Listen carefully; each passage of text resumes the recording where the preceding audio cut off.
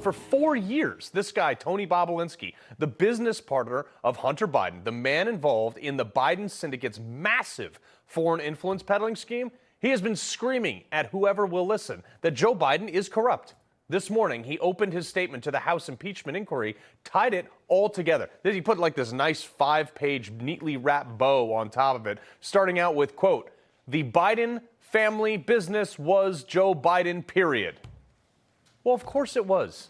Why else would anyone give $30 million plus to an unqualified drug addict? Under penalty of perjury, by the way, and half a dozen other prosecutable statutes. This guy, Tony Bobulinski, has walked into the FBI headquarters, handed over devices. He's done media interviews, whatever he can to let the American people know that the president of the United States now may be compromised. And what was the response from Bobulinski's own statement to Congress today? Quote, "The United States law enforcement appears to have been singularly unwilling to speak with me or hear the facts. I have never been contacted to provide testimony nor asked to speak with anyone connected to Joe Biden's administration, including his Department of Justice, the Federal Bureau of Investigation, the Internal Revenue Services, or local law enforcement. That includes the U.S. Attorney David Weiss for the District of Delaware or any of the several grand juries I now know were convened after my name became publicly known." Well, why the hell not? Again, $30 million, a dozen or more LLCs, suspicious 6-figure loan repayment checks, and no one felt the need to talk to the man who was the business partner at the center of it? This is either the greatest case for incompetence or corruption. There's no other option here. It's one or the other. Bobulinski went on in this statement, quote, "On October 23, 2020, I voluntarily walked into the Washington field office of the FBI with several phones containing years of encrypted communications between me and numerous members of the Biden family and their associates. That conversation, which was subject to false statement statutes, lasted for many hours and was never followed up upon by anyone in government or law enforcement in any way." Again, why not? They went after Trump if a foreign leader even so much as stayed at one of his hotels, of which, by the way, all those proceeds were given and donated back to the Treasury Department. Yet they opened investigation after investigation after investigation into Trump, but you put a D in front of the president's or the next president's name. Nope, nothing to see here. He's a Democrat. Hey, Mr. Lawman, here's a box of devices, encrypted devices, with conversations about how he sold now president's position as vice president to other countries in exchange for huge payouts. Here's all the information. Gee, thanks, Tony. We'll get back to you 2 days after never. Having that information, what lawman that has ever taken an oath can sit there and watch Joe Biden say this? I did not know he was on the board of that company. I've never discussed my business or their business, my sons or daughters. I did my job. I never discussed a single thing with my son about anything having to do with Ukraine. No one has indicated I have. We've always kept everything separate. I have never discussed with my son or my brother or anyone else anything having to do with their businesses, period. That's unequivocally not true. Again, they shifted the narrative a little bit to, I was never in business, whatever. I mean, semantics at this point. Again, from Bobulinski's congressional statement, under penalty of perjury, quote, "I met with Joe Biden in Los Angeles in May of 2017 multiple times to discuss the broad contours of our business dealings." This should have been the end of it. Joe Biden's statement and this one are mutually exclusive. They cannot both be true. Yet not one law enforcement arm sought to follow up on any of this?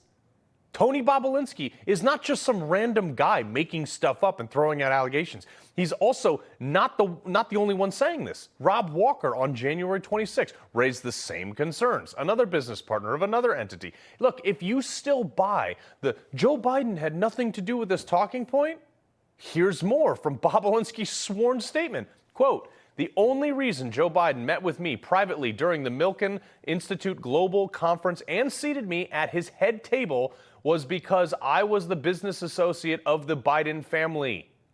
Look, if the former vice president puts you at the head table, you're a thing. What do you have to do to have this taken seriously, Mr. Lawman? I find it really rich that this type of blind eye is coming from the same administration that is like randomly adding 87,000 more IRS agents to audit the little guy. You make sure you don't Venmo someone $600 for, I don't know, the couch that you bought on Craigslist, but you want to extort a Chinese oil company for like $10 million in violation of U.S. anti-corruption laws and a half a dozen other things. No problem. Not one person over at the FBI feels like this is serious. I mean, come on, guys. What are you doing over there? Well, yeah, you're labeling people who speak at school board meetings domestic terrorists. The important stuff, right? And for God's sake, this same party now ignoring this took the word of a porn star, Stormy Daniels. They took the word of another disgruntled do-nothing former employee, Omarosa, and they launched a $40 million investigation against Trump for Russia collusion based on a single source paid for by a political opponent that no one could verify, while simultaneously getting 51 former high-ranking intel officials to discredit Hunter Biden's laptop that we now know is real. They're not even trying to hide their unwillingness to do their job. It's maddening. But you know why Joe Biden's being protected? As I was, getting this monologue together for you tonight, it all kind of just sunk in. He's not some profound leader, folks. I mean, we know that. I mean, you decide on his mental acuity. Folks, his cognitive loss is not the real issue here. It's because he's not actually in control of anything except for like his oatmeal intake. His cognitive decline is a feature. It's not a bug. It's being used as an opportunity. Biden is being protected because he's playing a vital role. He's the rubber stamp for a bunch of behind the scenes, crazy stuff that actors are pushing with just massively wild agenda items. Open borders, massive spending, energy suicide through environmental regulations, like a dozen other things. And when it all blows up, kind of like it is now, these actors can just discard him, let him take the fall. They know darn well he's not getting reelected. They probably know he's not even going to be the nominee. At least that's my opinion. But Joe Biden will own this agenda. And when they discard him, the deep state can just jettison him, put a new face on their agenda, sell it with a different smile and a couple updated, slightly more coherent talking points, and keep screwing you and I under a different banner.